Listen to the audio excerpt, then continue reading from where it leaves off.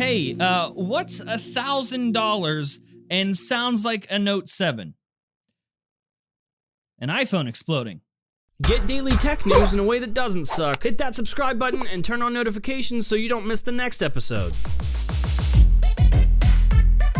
Yo, what's going on, guys? Welcome back to Front Page Tech, the show that gives you all latest tech news from one geek. That's me to another. That is you. Can you hear it? The sound of angry Samsung fans already yelling in the comments. Listen, I don't even care if you're mad at me. I'm proud of that joke. All right, so story numero uno for the day. We'd actually like to introduce a brand new segment to the show. We like to call it Today in What the Frack.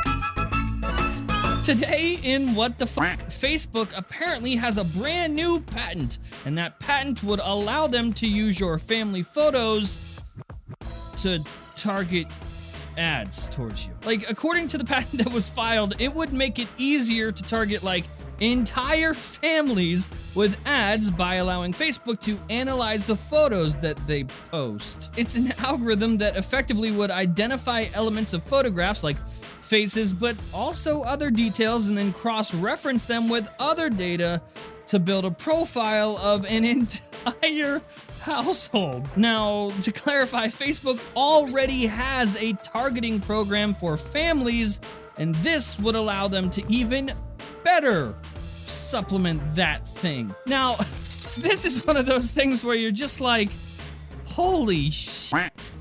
First of all, it's crazy that we can do that. Well, we can't. They can. But like, do we gotta? Do we gotta do that? I don't like, it feels not good in my ball region. Real quick, we can help you. There's a setting where you can just disable this. Here's how to do it. Yeah, you just go here and then toggle this setting and boom, you're good. All right, so it seems we got a twofer. Here's your second edition of Today in What the Frack.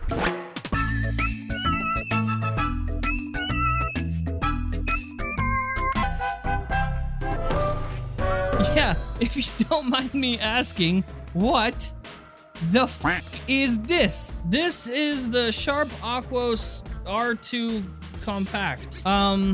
You don't need to know anything else.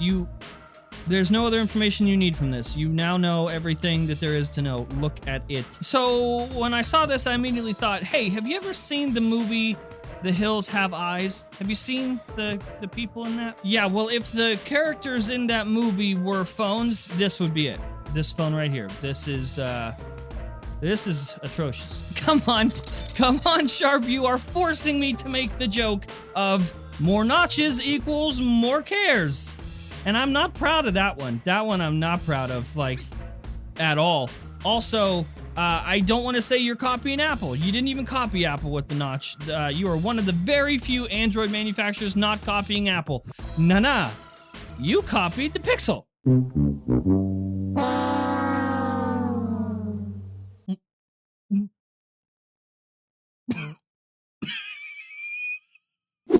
All right, so now let's talk about the exploding iPhone incident, which is total insanity. Like, not the story itself, but what I have to do now, and I should have seen it coming.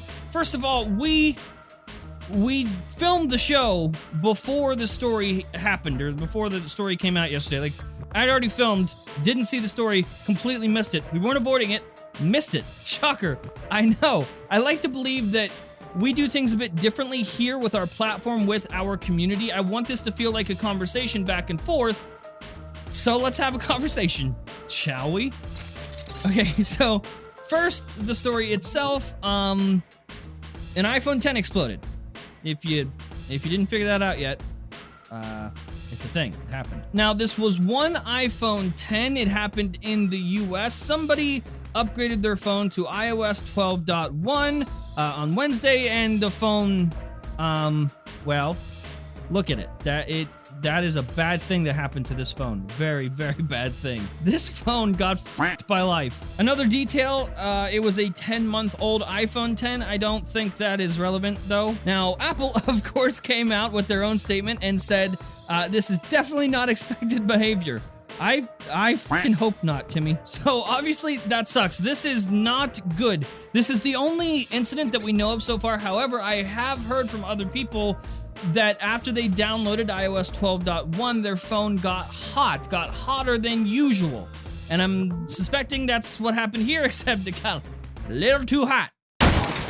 So this is already an issue. Like, this is awful. Glad that guy's okay. I mean, look at this phone. There's a hole in it. It looks like Satan shoved his dick through it with fire. So obviously, maybe be careful with iOS 12.1 if you haven't updated yet. Let's maybe wait to hear more reports if this happens some more. And if it does, let's just put the phone down for a second and wait it out. But now let's have the conversation part of this. So even though yesterday's episode was not about this, a lot of you made a point to tell me about it, and it was a topic of the comments a lot last night. So I hear ya. I see your comments. Let's talk. The top comment that we ended up pinning said, no news topics about the iPhones that are exploding? Interesting, because the one fake story on the Note 9 made the show. Shrug. All right, so we don't like to delete comments. We like the discussion, and that's part of the reason why we pinned this one, just to show that you got our attention.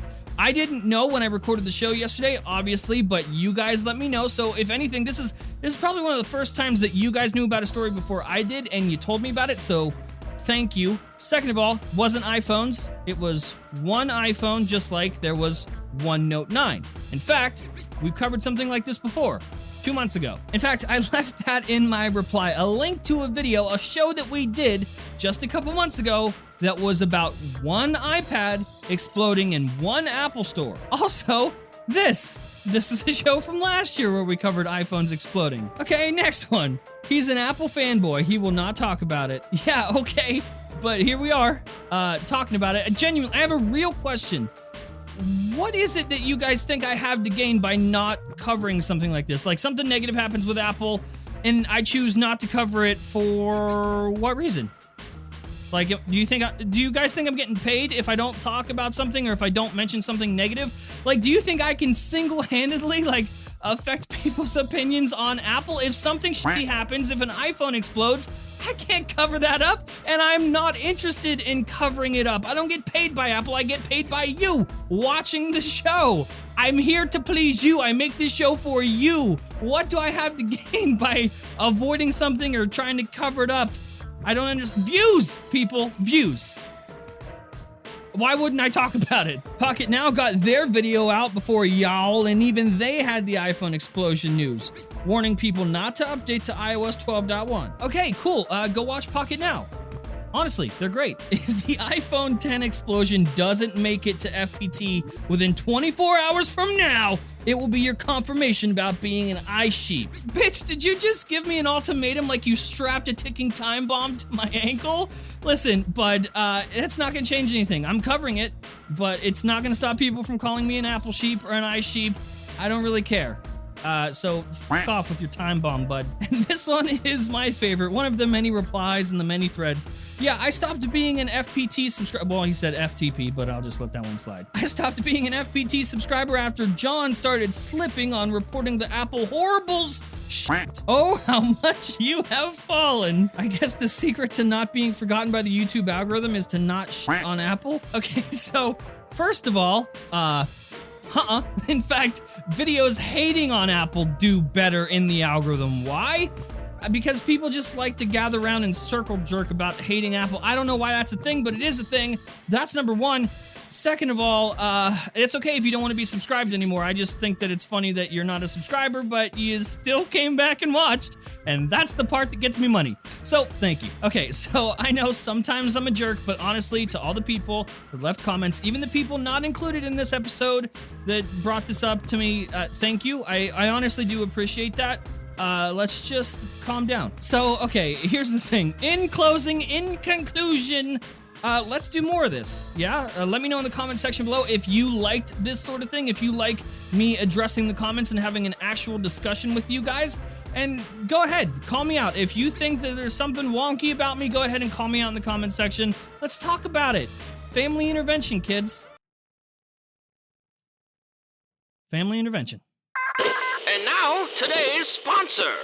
Hey, buddy, have you ever been browsing YouTube and been like, whoa, gee willikers, I would really love to make a real, genuine YouTube video all by myself? Or maybe you do make videos already and they, suck. Well, suck no more with Filmora by Wondershare. This is your gateway to the land of YouTube. This is a super powerful editing program for a fraction of the cost of the competition. They give you every single tool a beginning creator could dream of. And I know a lot of experienced creators that use this as well. From advanced chroma keying tools to a suite of motion graphics and music, all at your fingertips. All in all, let's be honest, it has never been easier to jump into the deep end and become the creator that you were meant to be. And it's all thanks to tools like this. Filmora is changing the creative landscape. And if I could go off script a little bit, I genuinely believe in Filmora and what they do to empower creators, even before they paid me money.